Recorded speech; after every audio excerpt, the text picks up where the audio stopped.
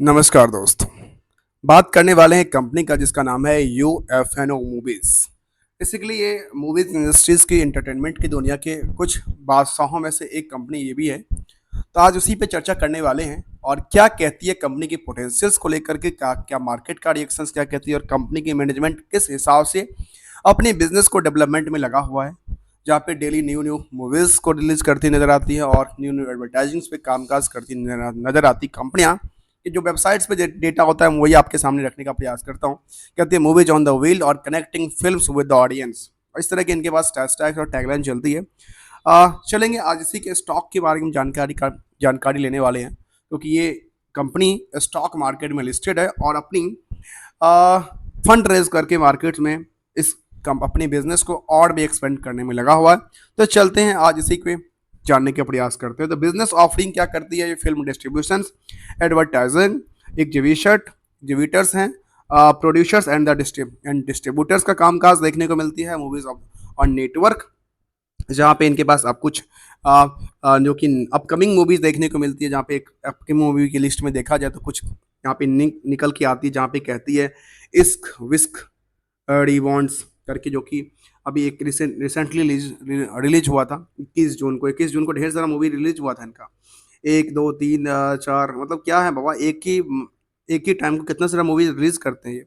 चाहे English English dubbed Hindi है, English movies है, maximum English movies, Marathi Marathi Marathi Marathi Gujarati, Kannada Kannada के अलावा जो कि मलयालम्स, मतलब ढेर सारा अलग अलग लैंग्वेज में काम, Punjabi, English English English Hindi, Tamil, Tulu. ये तुलु कौन सा लैंग्वेज है मुझे नहीं पता दोस्तों। यदि आप लोग इंटरेस्टेड हो तो मुझे बताना। तो ये इनकी ढेर सारा मूवीज आती रहती है। अभी इनका लिस्ट भी निकल के आया कि ये कब कब दिन को रिलीज करने वाली है। यहाँ पे जुलाई में ढेर सारा मूवीज है, अगस्त का रिलीज है, इसमें ढेर सारा उसकी बात करने वाले हैं। तो हम आज इसकी बिजनेस की कोई प्रमोशन नहीं करने वाला हूँ, कोई मूवीज की प्रमोशन नहीं कर रहा हूँ कि आप मूवीज देखो या ना देखो। हम जानना के प्रयास करेंगे जो एक मूवी का टिकट से जो कॉस्ट होगा, क्या उसी कॉस्ट में जो स्टॉक है वो स्टॉक परफॉर्मेंस पिछले 1 महीने में या 2 महीने में 4 महीने में कितनी परफॉर्मेंस करती है, जो कि आपको इंटरटेनमेंट की दुनिया में एक के बदले एक जो देती है। तो क्या आपकी लाइफ को भी इसके स्टॉक बदल सकता है? ऐसा कुछ है? तो चलिए जानते हैं आज। कहती है यूएफएनओ मूवीज इंडिया लिमिटेड, कहती है 2004 में कंपनी बनी थी, ठीक है, and the business of the providing digital cinema services provide करती है। क्या करती है कंपनी? कंपनी के बारे में जो हमने वेबसाइट्स पर देखा उसकी नज़र तुम डाल दी है। अब आते हैं मार्केट में, और मार्केट कहती है इसके बारे में सबसे पहले करंट प्राइस। जो करंट प्राइस को मैंने अक्सर क्या किया है, 134 को मैंने काट देता हूँ। ये 3 फैक्टर से बनती है। पहला फैक्टर फंडामेंटल, दूसरा फैक्टर इज अ टेक्निकल, तीसरा फैक्टर इज सेंटिमेंटल। इन तीनों को मर्ज कर दीजिए तो निकल के आ जाएगी करंट मार्केट प्राइस। करेक्ट। अब आगे आगे आते हैं नेक्स्ट लेवल के लिए। नेक्स्ट कहती है सबसे पहला पोर्शन होती है फंडामेंटल में बुक वैल्यू। बुक वैल्यू कहती है 74 रुपये का। इसी में इंट्रेंसिक वैल्यू की बात करें, जो कि एसेट्स वैल्यूशन के हिसाब से देखा जाए, एसेट्स अंडरलाइन वैल्यूशन के हिसाब से देखा जाए, तो ये कहती है 50 रुपये का। तो चलिए, बुक वैल्यू 74, इंट्रेंसिक वैल्यू 50 और फेस वैल्यू 10 का, और अर्निंग पर शेयर ईपीएस 4 रुपये 24 पैसे का। और इसके बारे में मैं क्या कहूँगा कि ये सबसे आसान तरीका है फार्मूला बेसिस पे निकालने के लिए। लेकिन ये जो पी है वो पी ये दर्शाती है कई बार जो स्टॉक की जो रेंज है वो काफ़ी महंगा है या सस्ता है। ये एक एक संकेत देता है। अब जरूरी नहीं है कि 100% ये संकेत काम करे, क्योंकि ये कई बार महंगे होने के बाद भी ये स्टॉक लगातार बढ़ती नजर आती है, कई बार कम होने के बाद भी स्टॉक टूटती नजर आती है। तो ये एक एक्सेप्शन, मतलब एक एक दिखाने के एक इंडिकेट करती है, नजर आती है। तो ये इसके इंडिकेटर के तौर पर देखा जाए तो क्या कहती है, इसका फॉर्मूला क्या होता है? इसके फॉर्मूला सिंपल है, इसको डिवाइड करते हैं इससे तो निकल जाती है स्टॉक पर स्टॉक पी। सॉरी दोस्तों, थोड़ा सा जुकाम और सर्दी चल रहा है। यहाँ पे मौसम लगातार कुछ ना कुछ चेंज होती रहती है, इसीलिए। तो चलते हैं इसको समझने का प्रयास करते हैं। स्टॉक के बाद इंडस्ट्रियल के पी क्या कहती है? इंडस्ट्रियल के पी कहती है 19.2। अब 19.2 यदि इंडस्ट्रियल की पी कहती है तो इसका हिसाब से क्या लगता है? अच्छा, ये स्टॉक ना महंगा है। महंगा कितना टाइम्स महंगा है? यदि इन दोनों को आपस में परसेंटेज निकालें तो कितना होता है? दो तो नहीं होता, 1.5। 1.5 मान लेते हैं, 1.5 near about the stock price is the jump, मतलब हायर वैल्यूड है, ओवर वैल्यूड है, ये कहा जा सकता है। लेकिन इसको पर हम ध्यान ना दें, आगे चलने का प्रयास करें और आगे प्रयास करते हैं किसके तरफ? जो कि प्रयास है आरुषि की। आरुषि कहती है 9.99, अर्थात 10 मान लेते हैं। आरुषि कहती है 6.26। अब आती है एक नज़र कहाँ पे? अक्सर क्वेश्चंस आते हैं माइंड में कि अच्छा कंपनी ये सब तो अच्छी है लेकिन कंपनी की डेट्स क्या है? कंपनी की डेट्स कहती है, डेट्स टू इक्विटी रेशियो कहते हैं 0.27 का निकल के आते हैं। अब आते हैं करंट रेशियो, जो कि करंट एसेट्स और करंट लायबिलिटी के बेसिस पे क्रिएट करें, तो इसमें कहती है 1.69 का निकल के आती है करंट रेशियो से करंट लायबिलिटी का।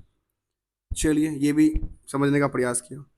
अब जो हमने देखा प्रमोटर्स होल्डिंग केवल 22% की बची है, और 22% में आकलन कीजिए दोस्तों, इन 22% में इन प्रमोटर को क्या फंड की जरूरत पड़ी, जो अपनी सभी के सभी शेयर्स को, अर्थात 22% में 26% शेयर होल्डिंग को उन्होंने क्या किया? प्लेस कर दिया। और प्लेस करके कुछ और बिजनेस कर रहे होंगे या कुछ और एक्टिविटी कर रहे हैं या कुछ इसको खर्च तो नहीं कर लिया, इनका मामला है। चलिए उसके बाद हम पर्सनल पे नहीं जाए। अब कहते हैं यहाँ पे जो हमने 3 फैक्टर लिया है अपनी तरीके से किसी बैलेंस शीट को समझने के पर्पज से और पीएल को समझने के लिए। हमने बैलेंस शीट और पीएल से कुछ पॉइंट्स को उठाया है। वो पॉइंट्स क्या है वो देखिए। हमने पीएल से उठाया सेल्स को, प्रॉफिट को। बैलेंस शीट से उठाया ट्रेड रिसीवेबल्स को। ठीक है, इन दोनों के आकलन के हिसाब से हमने एक रेशियो तैयार किया, और वो रेशियो कहता है एआर वर्सेस सेल्स का, और वो कहता है एआर वर्सेस प्रॉफिट का और डेटर्स डेट का। ठीक है, अर्थात यहाँ पे ये डेटा डेट मिला कि ये 3 महीने में पैसा इनके पास आता है। ठीक है, अच्छी बात है, 3 महीने में पैसा आता है। तो अब यहाँ पे क्या देखने को मिला? जबकि इस सेक्टर में एक चीज देखने को मिला, जो आपने देखा होगा अक्सर, जो जैसे मूवी रिलीज होती है कोई, हफ्ते 2 हफ्ते में न्यूज आता है 300 करोड़ कमा लिया कंपनी ने, एक मूवी से 300 करोड़, 400 करोड़, 500 करोड़ कमा लिया, हफ्ते 2 दिन में, 4 दिन में, 5 दिन में, ऐसे खबरें आती रहती है। मैं खबरी की पुष्टि नहीं कर रहा हूँ, वो आप गूगल में जाकर के सर्च कर सकते हैं, वहाँ सारे इन्फॉर्मेशन अवेलेबल है। तो खैर मैं यहाँ पे इन तीनों रेशियो की तरफ ध्यान देने वाला हूँ। रेशियो कहती है एआर वर्सेस सेल्स। सेल्स में जितना इनका सेल्स हुआ उसका 24% इनका एआर बैलेंस पड़ा हुआ है, अर्थात ट्रेड रिसीवेबल्स पड़ा हुआ है। ठीक है, अब आगे आते हैं एआर वर्सेस प्रॉफिट। जितना प्रॉफिट हुआ, बुक किया, उनका नियरली 6 गुना इनका मार्केट में पैसा फंसा हुआ है। सोचिए, जब मार्केट में एक न्यूज आती है इस तरह के 400 400 500 करोड़ का प्रॉफिट, तो यहाँ पे जितना प्रॉफिट बना ना उसका 6 गुना मार्केट में पैसा फंसा होता है। और वो पैसा कब आता है? मार्केट में आता है 3 महीने के अंदर। चलिए, जो यहाँ पे डेटा कहती है हम उसी डेटा के बेसिस पे काम करते हैं।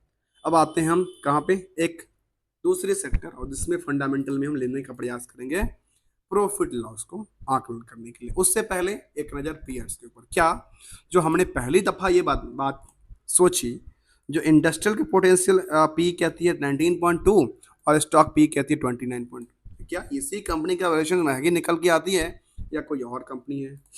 इसमें पीयर्स में क्या किसका परफॉर्मेंस अच्छा नजर आता है? पीयर्स कहती है, जो पी की तरफ ध्यान दें तो पी में इस तरह की ढेर सारी कंपनी है, जिसमें नेटवर्क 18 मीडिया है, डीबी कॉर्प है, जागरण प्रकाशन है, एनडीटीवी है, टीवी टीवी टुडे नेटवर्क है, संदेश है, हिंदुस्तान है, यूएफओ मूवी है। अब मुझे एक चीज समझ नहीं आया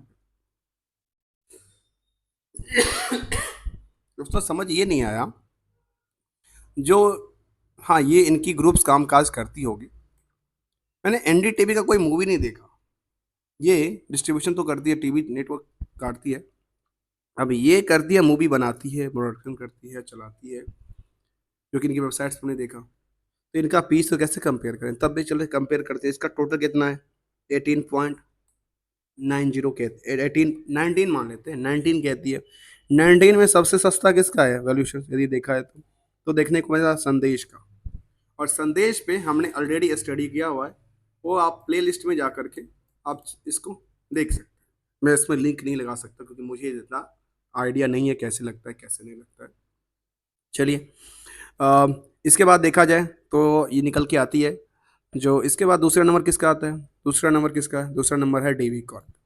लेकिन डीवी कॉर्प के बारे में पता है ना, ये जागरण वो है उसका है, दैनिक भास्कर कॉर्प का है। दैनिक भास्कर जो न्यूज पेपर पब्लिकेशन है ना, उसका है। तो उसका क्या कंपेयर किया जा सकता है, क्योंकि ये मूवी रिलीज करती है और ये पेपर बांटती है, मेन बिजनेस पार्ट पेपर का है। जागरण प्रकाशनी पेपर का काम काज करती है। हाँ, इसका हो सकता है, इसका एक दो वो भी है देखने को, रेडियो स्टेशन वगैरह है इनके, इन तो सब के। एनडीटीवी क्या करती है, मतलब यहाँ से कुछ कंपेयर नहीं कर सकता, तो मैं इसको छोड़ता हूँ। अब इसका मैंने एक स्पेशल लिया था, स्पेशल ये लिया था हमने, तीन अलग कॉलम एक्स्ट्रा एडिशन लिया था, जहाँ पे हमने आरओसी को कंपेयर किया, एआर वर्सेस सेल्स को कंपेयर किया, एआर वर्सेस प्रॉफिट को कंपेयर करने का प्रयास किया। चलते हैं आगे, आगे समझते हैं इसके प्रॉफिट की दुनिया की हालचाल, जो मैनेजमेंट क्या समझती है प्रॉफिट को लेकर के, क्या सोचती है। तो मैनेजमेंट सोचती है करीब 32 करोड़ से 118 करोड़ पे जाती है क्वार्टरली, और ये 118 करोड़ पे रहा, 86, 84, 87, 110 करोड़, मतलब ये क्वार्टर ऑफ क्वार्टर कई बार डिफरेंस हो सकते हैं, लेकिन एज ऑन टाइम स्टॉक में लगातार प्रॉफिट वाली सिचुएशन बनती नजर आती है। ठीक है, इस कंपनी में यदि देखा जाए तो ऑपरेटिंग प्रॉफिट मार्जिन क्या निकल के आती है। ऑपरेटिंग प्रॉफिट मार्जिन इन्हीं में देखने को मिलती है करीब 12% के आसपास, 15% के आसपास, मतलब ओवरऑल मुझे लगता है 15% के आसपास यदि एवरेज देखें तो पिछले एक साल में एवरेज 15% आएगा, क्योंकि 18, 19, 15, 13, 12, तो 15% के आसपास मुझे लगता है ऐसा होना चाहिए। तो हमें भी ईयरली वाले में पता चल जाएगा क्या निकल के आती है। अब आते हैं कहाँ पे, प्रॉफिट के बारे में। पूरे के पूरे क्वार्टर में कितना, 6 करोड़ का प्रॉफिट। सुनने में आता है यार 400 करोड़, 500 करोड़, 1000 करोड़ का सेल्स होता है मूवी में, प्रॉफिट कितना है क्वार्टरली में, 6 करोड़ का। तो आखिर बाकी पैसा गया कहाँ बाबा। चलिए कोई नहीं, हो सकता पैसा तो ज़्यादा लगता है ना बाकी प्रोडक्शंस को लेकर के। तभी इनका ऑपरेटिंग प्रॉफिट मार्जिन तो था ना करीब 12-13% के आसपास का। इसके वजह से प्रॉफिट मार्जिन कितना पता चलेगा, नेट प्रॉफिट मार्जिन को हम एक लेने का प्रयास करेंगे, जो इसके बेसिस पे नेट प्रॉफिट मार्जिन क्या आती है, हम उसका भी रेशियो एक अगले वाले वीडियो में इंक्लूड करेंगे, तो समझने में थोड़ा सा आसानी होगा। और भी ईयरली बेसिस क्या कहती है, ईयरली बेसिस में देखने को ये मिला, इनके पास टोटल सेल्स कितने का, 408 करोड़, और ऑपरेटिंग प्रॉफिट मार्जिन हमने जो 15% कहा था वो 16%, और 16% के बाद टोटल जो प्रॉफिट हुआ वो था 16 करोड़ का। तो पिछले साल में क्या था, लगातार 3 साल में नुकसान देखने को मिला, और वो कोविड का पहले तक की बात का था। तो कोविड के बाद देखने को मिला यहाँ पे कॉस्टिंग शायद बढ़ती नजर आई, क्योंकि उनका जो बाकी सारे वहाँ पे लोग आए नहीं, टिकट बिकी नहीं, तो उनका तो 3 साल तक नुकसान में रहा। अब जाके मार्केट सुधरने वाला है इसका, और मार्केट सुधरते हुए 16 करोड़ का प्रॉफिट बनता नजर आया। चलिए अच्छी बात है। इंडिकेटर क्या कहते हैं, इंडिकेटर तो फिलहाल इसमें ये देखने को मिलेगी जो कोविड का बाद का और पहले का सिचुएशन को अलग अलग डाइवर्ट करके देखें तो थोड़ा सा बेहतर परफॉर्मेंस नजर आ सकती है। अब आते हैं किसके ऊपर, आते हैं इन्वेस्टमेंट के साइड। इन्वेस्टमेंट क्या कहना चाहती है इस कंपनी के बारे में, कहती है यूनोफो जो मूवीज है उसका प्रमोटर्स कितना 22% है, और पब्लिक करीब करीब 78% की होल्डिंग लेके बैठे हैं। तो ये क्या सोचती है 78% वाली पोजीशंस वाले होल्डिंग्स वाले इन्वेस्टर, तो इसको समझने का प्रयास करते हैं। इसमें सबसे पहले देखा जाए तो प्रमोटर्स अपोलो पहले था, वहाँ पे देखने को नहीं मिला। कुछ कंपनी का नाम आता है जहाँ पे Valuebase Media Private Limited, Valuable Technology Private Limited, Apollo Green Energy. अच्छा सोचिए, इस कंपनी ये कंपनी क्या करती है, ग्रीन एनर्जी में इसका नाम है ग्रीन एनर्जी, और वो मूवी में पैसा लगा रहा है। इसके कहाँ कहाँ पे पैसा है, देखिए 2 कंपनी में पैसा लगा हुआ है। इनका पैसा कहाँ कहाँ पे है, अपोलो टायर और यूएफएनओ मूवी। तो कहाँ से किसका पोटेंशियल बनता है पता है ना। अभी देखिए ये कंपनी के बाद देखा जाए तो इनके पास जो एफ आई है, एफ आई की कोई पोजीशन है ही नहीं, लगातार यहाँ से बिकवाली करके निकल चुके हैं एफ आई। और जो डी आई है, डी आई ने लगातार उसी के आसपास रही है, उसमें कोई फेरबदल नहीं किया। करीब एफ आई डी आई में करीब क्योंकि 24% की होल्डिंग है, उसमें से कुछ बड़े नाम निकल के आए, तो एक में एक ही नाम निकल के आता है जिसके पास 24% की होल्डिंग है इसमें, वो है नीपीन्स फोकस इन्वेस्टमेंट फंड। अब ये कौन सी फंड है, कहाँ कहाँ पे इन्वेस्टमेंट किया, तो ये कंपनी एक ही जगह पे इन्वेस्टेड है, इसका और कहीं नाम निकल के नहीं आता निपॉन्स फोकस फंड का, केवल एक ही जगह देखने को मिला, चूंकि 24%। तो मैं ये कहा जा सकता है इस कंपनी को मेन रन करने वाला कौन है, मेन रन करने वाला ये DI है। पब्लिक कितना, 52%। पब्लिक में देखा गया कि 1-1% के आसपास होल्डिंग ढेर सारा 3-4-5 लोगों का है। एक्सेल वे इंटरनेशनल्स हैं, कुछ आर्म्स इन्वेस्टमेंट्स हैं, मतलब कुछ कुछ कंपनियां हैं। कपिल कुमार अग्रवाल, ये कि क्या बड़े इन्वेस्टर हैं या सिंगल इन्वेस्टर हैं, एक ही जगह पे इनका स्टॉक देखने को मिला है। इसके बाद एक शिवम शिवम गोयल करके आती है, इनका कहाँ पे इनका अभी एक ही जगह पोजीशन देखने को मिला, एक OP चेन्स में था, और इनका 7% का, और एक UFN मूवीज में 1% के आसपास उन्होंने पैसा लगा रखा है। तो एक तरह से कहा जा सकता है इनके पास 2-3 कंपनी में इन्होंने पैसा लगा रखा है। एक है क्रांतिवाल ओसवाल, इनका इनका कहाँ कहाँ पोजीशन है, इनका एक ही जगह पोजीशन देखने को मिला 1% के आसपास। अब देख, मैं एक चीज़ को एनालिसिस करता हूँ, किसका रिसर्च करता हूँ, किसके लिए, क्या प्रमोटर्स अपनी पोजीशन बेच के निकल तो नहीं रहा। तो देखिए, यहाँ पे ये बात साबित होते नजर आती है, जो प्रमोटर्स यहाँ से अपनी पोजीशन बिकवाली करके निकलती नजर आती है। अब ऐसा क्यों होता है, जो प्रमोटर्स अपनी पोजीशन बिकवाली करके निकलते हैं, यहाँ पे 30% की पोजीशन थी, फिर 70% हुआ, सॉरी 30% की पोजीशन से लगातार इन्होंने क्या किया, 8% पोजीशन बिकवाली कर लिया। कब, 2022 में। 2022 में इसकी प्राइस पता है अच्छी खासी जंप हुई होगी, जहाँ तक मुझे लगता है। मैं इसके चार्ट में चलूँ, चार्ट में 2022 में चलता हूँ, 2022 क्या कहती है इसके लिए। 2022 का पीरियड कौन सा होगा, उन्होंने बिकवाली किया था मार्च मार्च मुझे लगता है बिकवाली क्या होगा, इन्होंने फर्स्ट में किया होगा, शायद हो सकता है 22 के अंदर। तो 22 के अंदर इनका देखा जाए, 22 में इनका क्या पोजिशन में ढिला चलाव चला, ये 23 का पोजीशन था, ये 22 का पोजीशन है। ये 22 में देखिए, ये मार्केट में एक सस्टेन जो था वो लगातार एक ही लेवल पे आके अटक गई। उसके बाद यहाँ पे प्रमोटर भी बिकवाली करके निकल गए, और लेकिन फिलहाल स्टॉक अच्छे से एक सस्टेन करती नजर आती है। कब से, पिछले कुछ दिनों से, जैसे इस साल का देखा जाए पिछले 6 महीने से, तो 6 महीने से लगातार स्टॉक ने एक रैली की तरफ कामकाज करती नजर आई है। जहाँ पे इसकी सपोर्टिंग की तरफ ध्यान दे, तो सपोर्टिंग इसका ढेर सारा सपोर्टिंग है। मैं कुछ सपोर्टिंग की चर्चा कर लूँ, एक सपोर्टिंग तो ये निकल के आता है, दूसरी सपोर्टिंग इसका जो जिस लेवल पे बार बार ये अटकी पड़ी, अभी उसी लेवल के आसपास खड़ी है। उसके बाद और भी ढेर सारा सपोर्टिंग यहाँ पे देखने को मिलता है।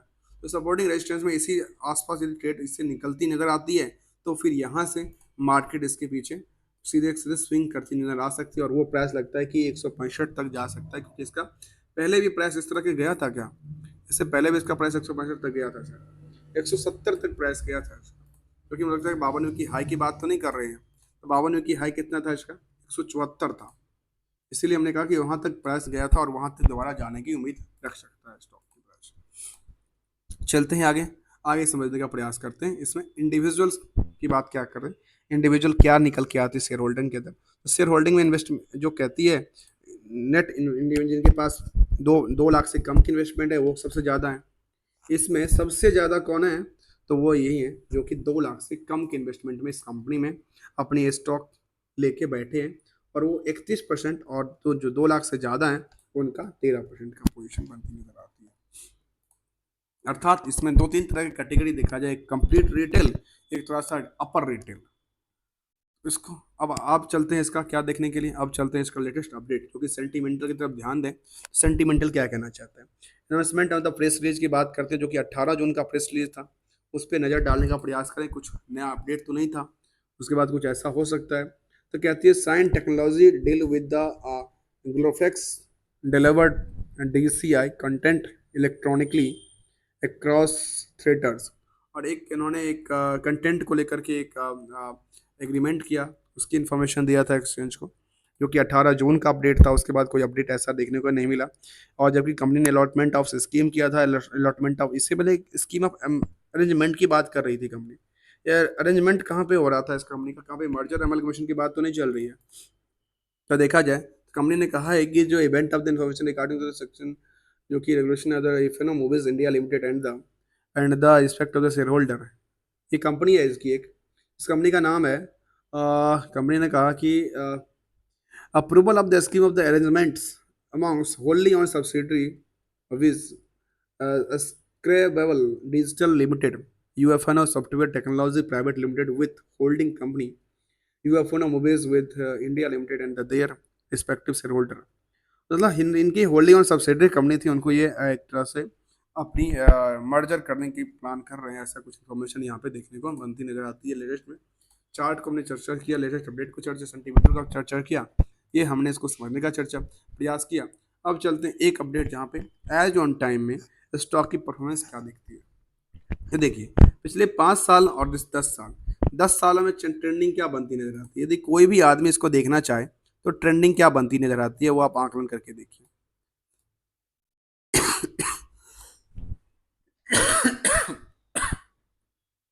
आकलन करके देखिए इसका ट्रेंडिंग क्या बनता नजर आता है।